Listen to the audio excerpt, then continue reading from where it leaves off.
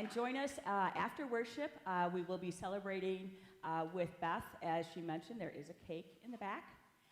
At this time, I invite Council President Vicki Adkins-Burrington to come forward to give an update of our stewardship program, which ended last Sunday with our Consecration Sunday, give a brief financial update, and then an update or a brief intro into our sabbatical beginning January 1. Thanks. Thank you. Next slide, please. I'm going to start with Consecration Sunday results. Between Consecration Sunday and then the service this past Wednesday, a total of 41 families filled out a pledge card, and that estimates a total income for next year of $139,196. Almost half, 19 of this amount, committed to increasing their financial commitments above last year's amount. Pledge cards were mailed to those who did not already submit a pledge card on last Sunday or Wednesday, and we don't have all those back yet.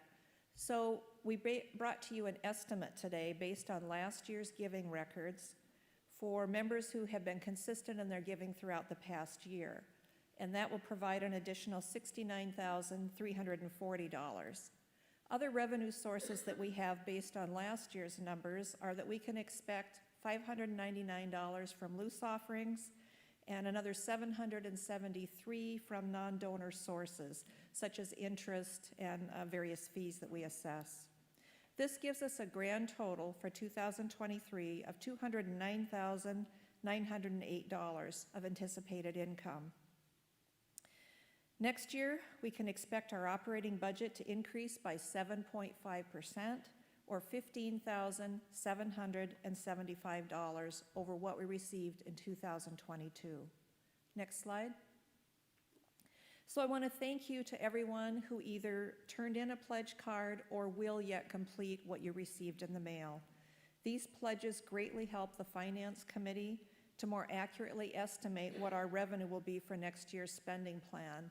We were in a very uncomfortable position this year of having to just wonder, after being closed for a couple of years due to COVID, how many people would come back to the church, how many people would continue their giving.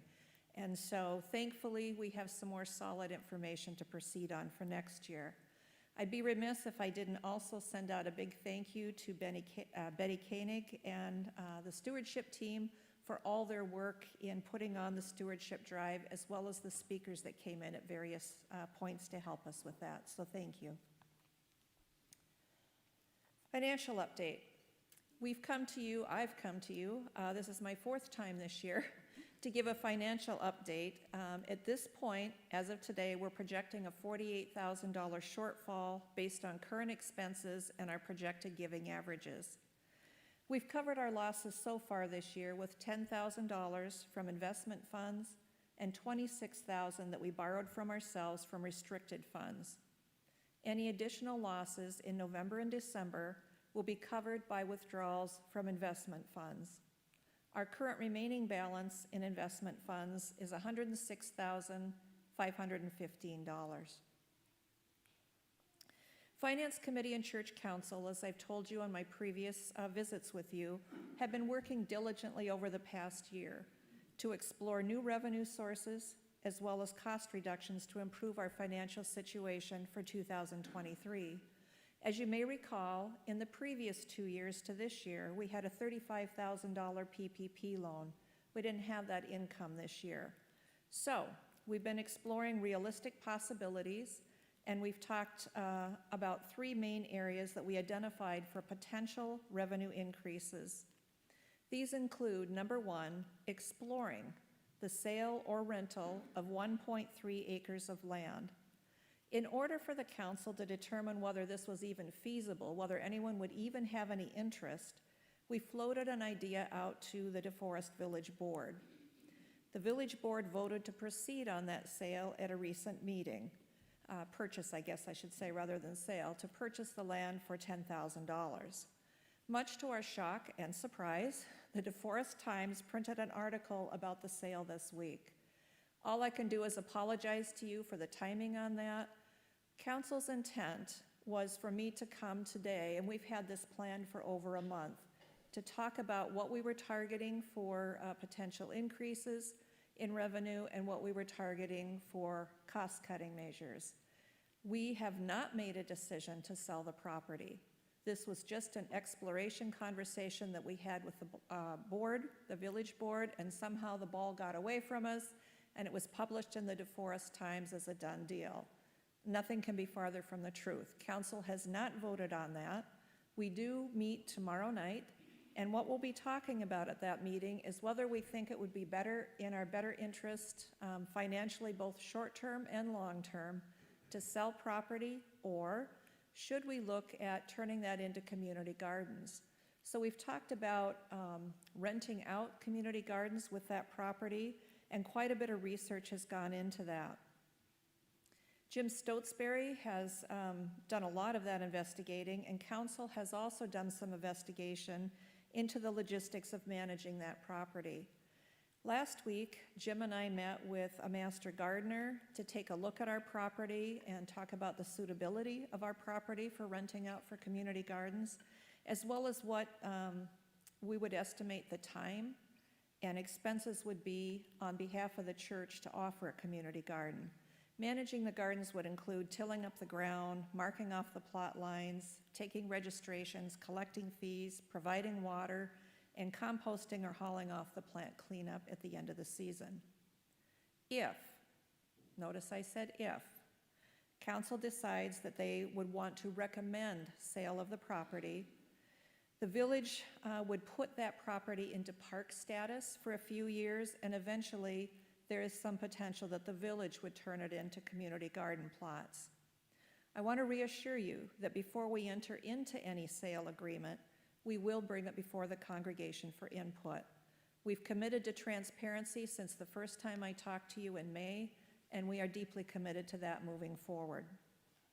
The plots of land, if you're curious, being considered are north of the parking lot behind the row of trees and across the road from the cemetery, as well as off to the west side of the parking lot between the vineyard and the row of trees moving back.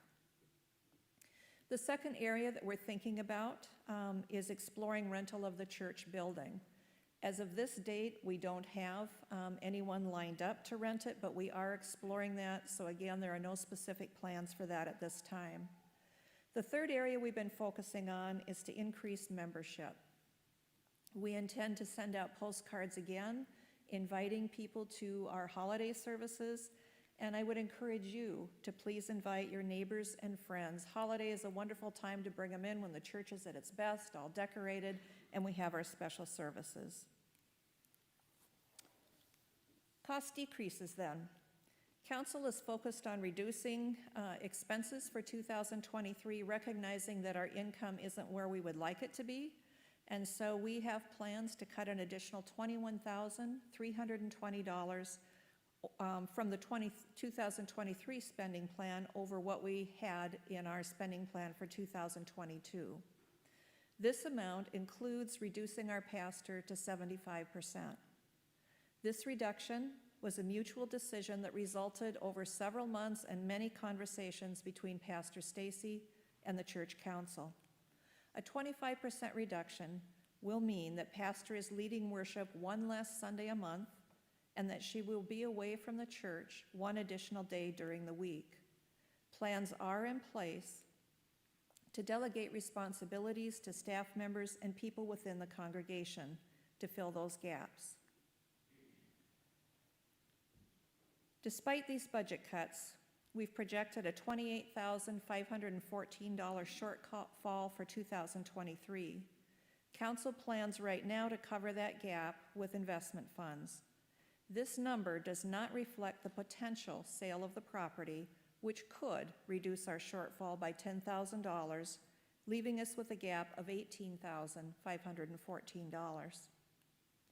Given our financial situation, Council has generated a wish list fundraiser to assist us in meeting expenses. So starting next Sunday and continuing through Wednesday, December 6th, we'll have a bulletin board in the narthex with envelopes listing various expenses that you can contribute to as a one-time donation. We encourage you to participate and want you to know that donations of any size will be greatly appreciated. Get the right word spit out there. Wanted to remind you about the upcoming sabbatical. Pastor Stacy will be on sabbatical from January 1 of the new year through March 25th. On December 11th and Wednesday, December 14th, she will give a brief update on the sabbatical and be able to respond to any questions you may have after the worship service. During her leave, our congregation will be well taken care of. We intend to bring in seasoned pastors to preach and hear more faith stories from our members. Local ministers will be on call for personal care in emergencies, and appropriate delegation of responsibilities to staff members and qualified people within the congregation will fill those gaps.